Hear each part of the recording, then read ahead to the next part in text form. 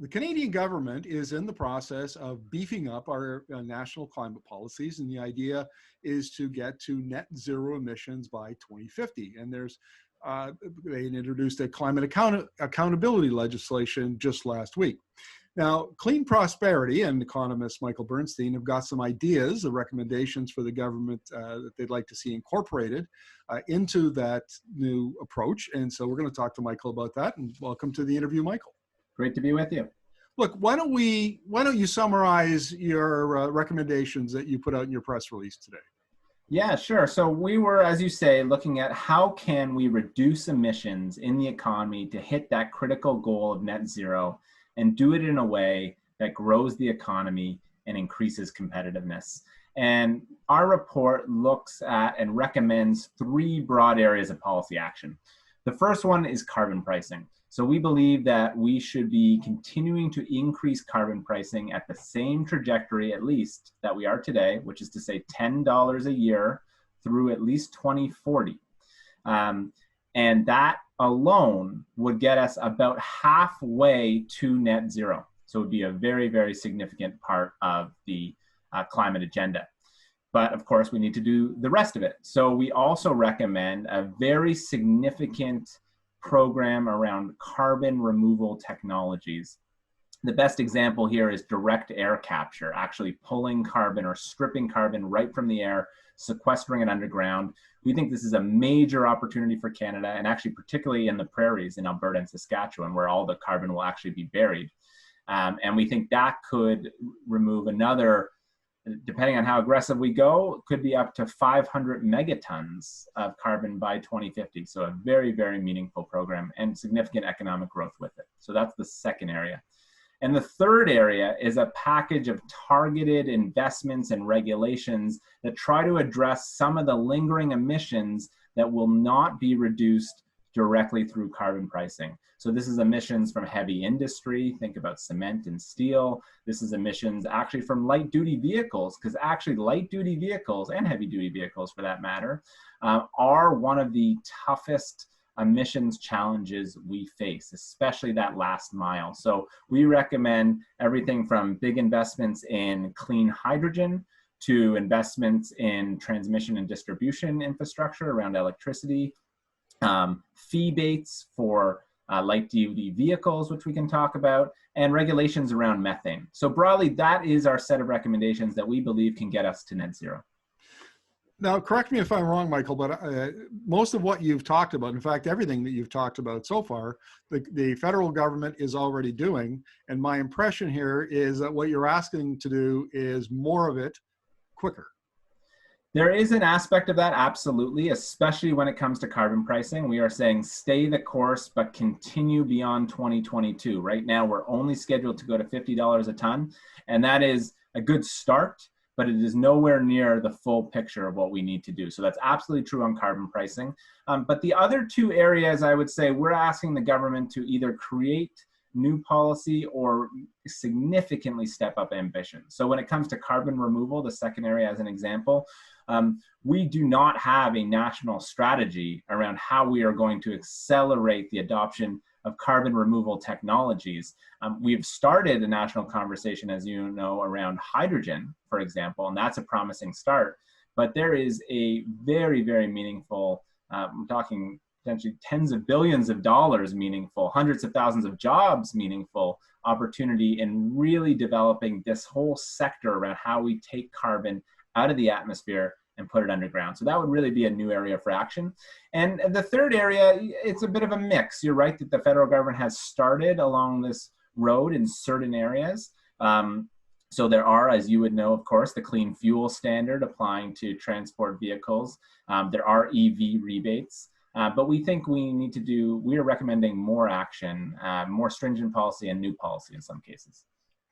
Now, I'm kind of curious about your direct air capture, because I mean that technology is in its infancy, and there's a company, Carbon Engineering, I think it is, right? Yes, based in Calgary. It's got a pilot project out in Squamish on the lower mainland of BC, and so I guess in a way, Canada, we're kind of one of the leaders in this particular technology.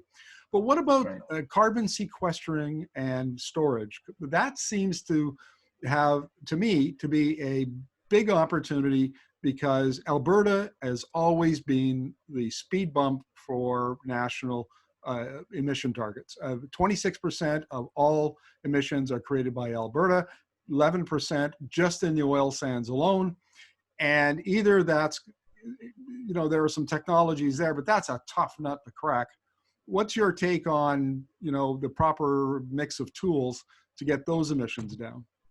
Yeah, it's a great question. And it's absolute, I think carbon capture and storage and then sequestering it underground is going to be an essential component of our strategy to decarbonize our whole economy, but certainly Alberta, as you alluded to. And look at what the IEA has said, for example. Now, the IEA sometimes, it has a mixed record on projections, but what it is looking at, it's come out and said, we simply cannot decarbonize the economy without carbon capture and storage technology. This is technology that is increasingly a proven technology. We're already sequestering millions of tons of carbon today in Canada. We know how it works. But look, the technology today is still, depending on where you're using it, still costly.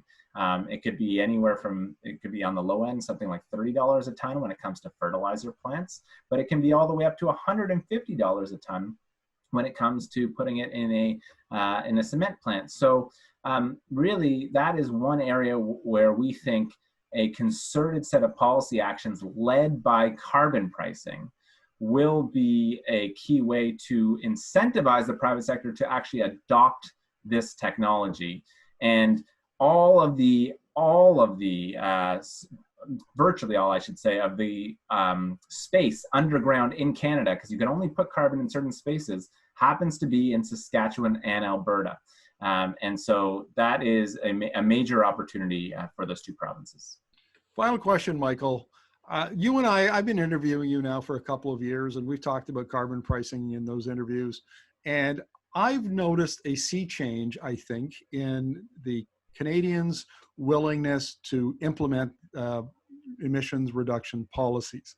And I think the Canadians, they might not have been ready for more carbon pricing and some of these other regulations maybe in 2018, maybe not even 2019, but I think they're a whole lot more ready in 2020.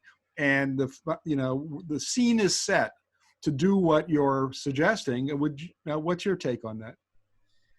I couldn't agree more. And I think you're seeing increasing alignment even among the provinces and the federal government. You just had Alberta and Ontario as well get approval for their industrial carbon pricing program. So we now agree on that front. You're going to see, I believe, in the next months, more and more acceptance of the climate target around net zero by not only the federal government, which has done it, but the provinces. So I think absolutely the time is there. The private sector has been very clear that they believe this is a major economic opportunity, but this doesn't happen without policy. So now is the time. We need to see more action of the federal government and out of the provinces as well. Michael, thank you very much for this. And of course, the context for all of this, or a very, very important context, is Joe Biden's presidency, because he's promised a clean energy revolution. He's promised to make climate change one of his top priorities. And that's going to be a different focus coming out of Washington. And I will bet you a donut, my friend, that Biden getting Trudeau on side, and it will be a top priority for Biden, in January when he assumes he's in the White House. I couldn't agree more. And I think it should be a top priority for us as well. I think we need to start planning now for where the opportunities and where the risks are in an incoming Biden administration. And there are both. But if we play our cards right, we can address some of the risks and we can take advantage of the massive opportunities. It's the biggest global economic opportunity of this century. And we can win. We have great companies across all of the most exciting technology opportunities. So I think there's a major opportunity here. Michael, a pleasure as always. Good to be with you.